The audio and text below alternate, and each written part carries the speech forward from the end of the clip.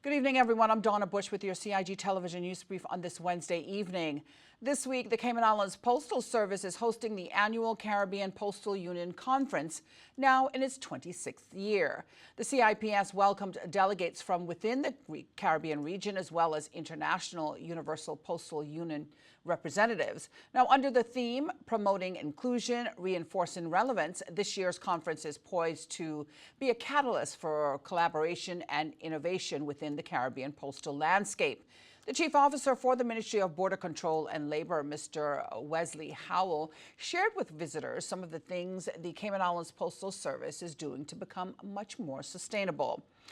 Ms. Melissa is working hard on green packaging in relation to the boxes that we use, so ensure that when we start that process, we end with a product that's recyclable, and we actually procure recycled products when we can. Ms. Sheena is a keen personal recycler.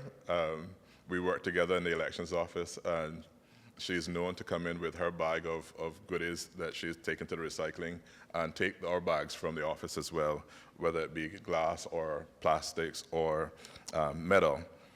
So everybody can make a difference as it relates to the green initiative. That's a little snapshot of what we're doing here. As well as the conference, international and regional delegates for the Universal Postal Union's Strategy Summit and regional ministers for the 20th Caribbean Council of Ministers meeting met here in Cayman this week as well. During his welcome remarks earlier this week, Minister responsible for the CIPS, the Honorable Dwayne Seymour, said this prestigious gathering represents a beacon of collaboration and innovation across our vibrant region. He went on to talk about the ways in which the Postal Service assists in keeping our borders safe.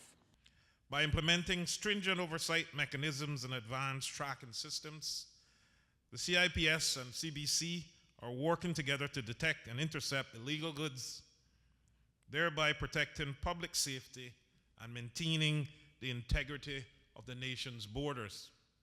The head of the Postal Service, Sheena Glasgow, says it's a unique opportunity to showcase our Cayman kind, to share best practices, and to forge new paths in the spirit of cooperation. The conference ends on Friday. A Women in Policing network formed last year held its first election recently. Once the RCIPS's WIPN was established, a working committee was put in place to develop the protocols and guidance required to establish the network. Since the launch event last year by Her Excellency Governor Jane Owen, the working group has hosted learning sessions and attended conferences on behalf of the network, as well as hosted the first BOT WIPN conference in Grand Cayman in March this year. During the event, 2 RCIPS WIPN representatives were recipients of awards which were presented at the ceremony following the conference at the Governor's House. WIPN also held its first election to appoint the representatives that would take the reins from the working group and lead the network forward. The RCIPS, WIPN, represents the Cayman Islands within the International Association of Women Police, which is a global organization for women police officers and women in other criminal justice roles. The IAWPS's mission is to strengthen, unite, and raise the capacity of women police around the world.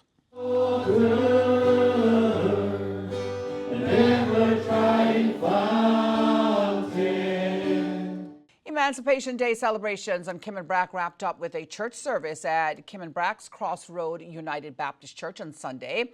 The congregation enjoyed the worship and sermon while paying attention to the meaning of emancipation. So as we reflect on the journey of our ancestors and struggles they have endured, let us also remember the divine promise of liberation, a promise that transcends time and space, offering solace to the oppressed and hope to the downtrodden.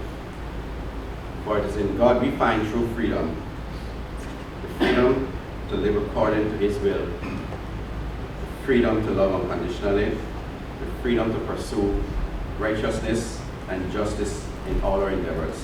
He is here. Amen. Various government dignitaries and senior civil servants attended the Sunday morning service. This was the first time in 62 years that Emancipation Day was celebrated in the Cayman Islands after being reintroduced as a public holiday this year. Turning now to our forecast for this Wednesday, we can expect an increase in cloudiness and showers over the next 24 hours as a tropical wave moves across the northwest Caribbean region. Tonight, there's a 40% chance of overnight showers and possible thunder. Seas will be slight with wave heights of 1 to 3 feet for all of you small craft operators out there. Now, the weather outlook is for similar weather conditions through to Saturday morning as that wave moves over the western Caribbean. Another reminder that you can check out the Cayman Islands National Weather Service's website as well as their Facebook page for a look at our local weather conditions. Before we go, if you're watching us on our YouTube channel, we ask you, as always, to take a moment to like, share, and subscribe for all of your key and factual government news here on CIG Television. I'm Donna Bush, wishing you a wonderful night.